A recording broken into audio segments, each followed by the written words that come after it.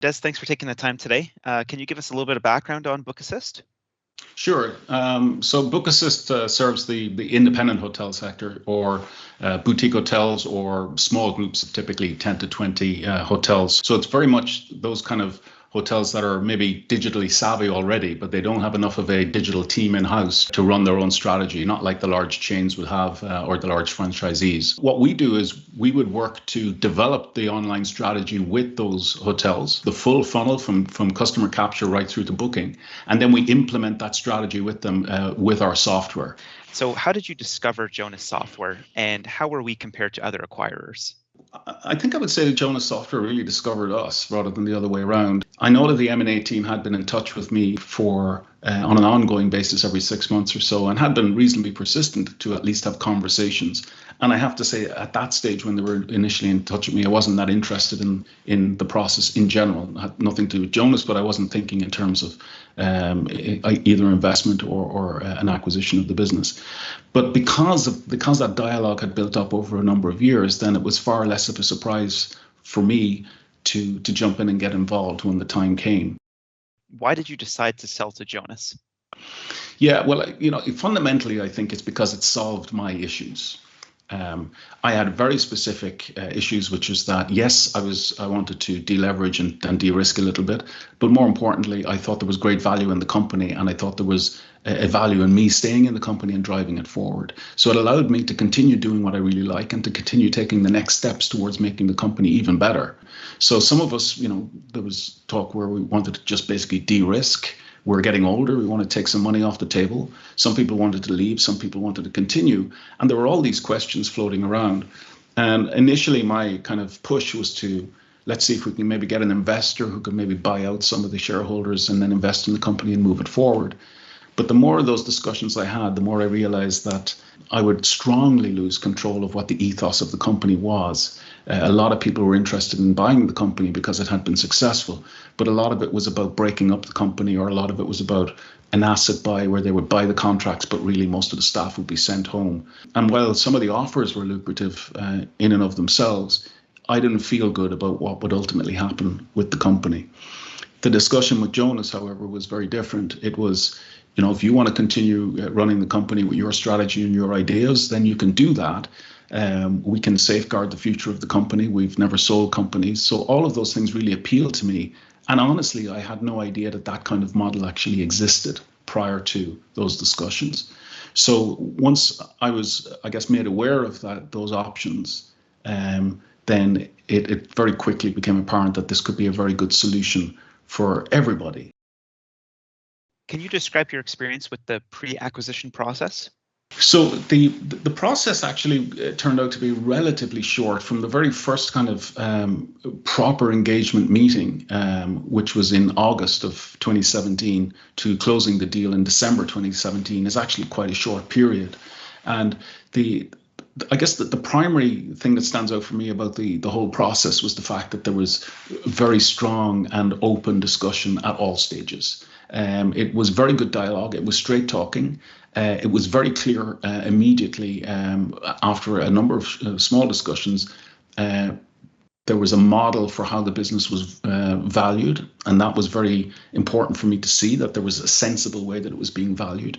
And in fact, the valuations that started in the discussion were the valuations that ended in the discussion. So it wasn't, as I had seen before in many kind of VC scenarios, where a really, really nice carrot is dangled, and by the time you get to the end of discussions, it's been whittled away and whittled away and whittled away.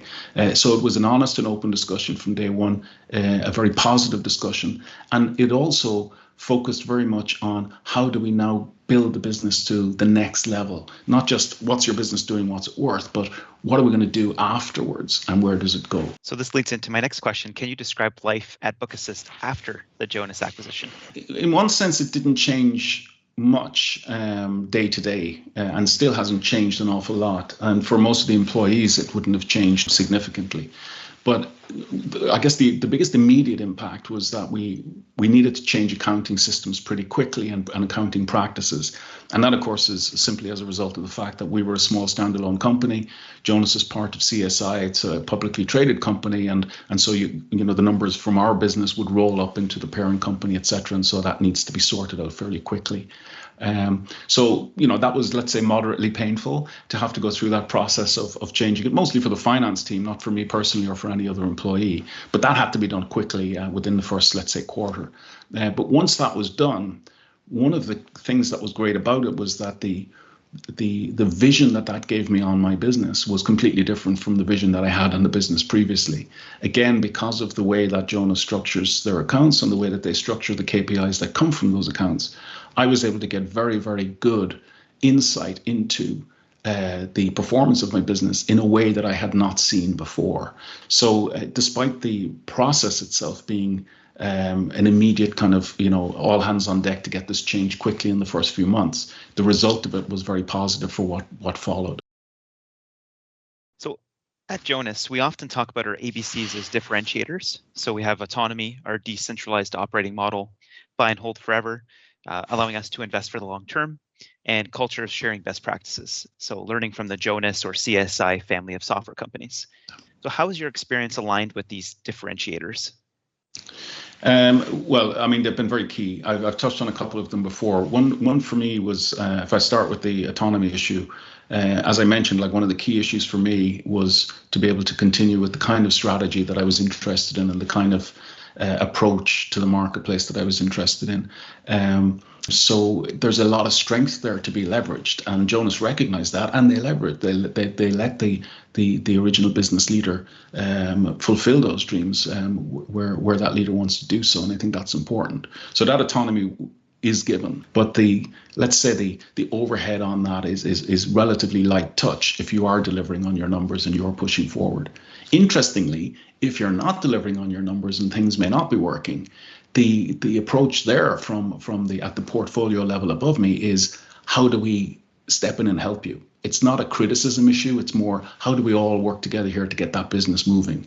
And I think that's really one of the key points. That probably goes to your third point about that culture of delivering best practice, because if something's not working, then that you can fall back on so many other people who've been through problems or issues in their business and have dealt with them either positively or negatively. They can share that experience with you, and they can bring that to the table. And there's literally hundreds of people that you can tap into within that family that you couldn't have done as an independent business. From a personal perspective, it's been a very strong learning experience for me in terms of how businesses run, because prior to this, I had no business training. I was running my business. It was successful, but it was really how I felt about things should be done. But now, being able to tap into that community, I've learned an awful lot more, and it's been a huge learning experience for me. What tips and advice would you give to a business owner thinking of selling their business? I think when it comes to the actual question of selling your business, I think the business owner needs to know why they want to sell and be honest with themselves. Because sometimes you simply want to sell because you want to make some money, and that's fine. But a lot of people don't want to say that. They want to talk about other things. So I think the honesty with yourself about why you want to make this step is important. And it's perfectly fine to say, I'm getting older, I want to sell the business, or, I want to move on and do other things. So the first thing is, are you honest about what you really want? And are you honest with perhaps other shareholders and other stakeholders in the business? That's key. The second one is that when you get to a process, it's critical that you know your numbers and that you cast everything in terms of the impact on the numbers. And what I mean by that is, I often see companies where like myself or others, where you have technical people who have a great passion for the product that they have. And they will talk for hours about why it's great and how it does this and how it does that. But the bottom line is, unless that passion drives numbers in a positive direction, then it's a misguided passion or it's a misdirected passion. So what's important is, for everything that I believe about my business, how does that translate into numbers? You have to know your numbers and you have to know the direction they're going in. And finally, I would say that I think it's really important to be honest in the process itself. If you have positives, you should speak them up. But if there are negatives in the business, you should probably get them out pretty early and say, okay, here's a negative. How are we going to solve this one and fix it?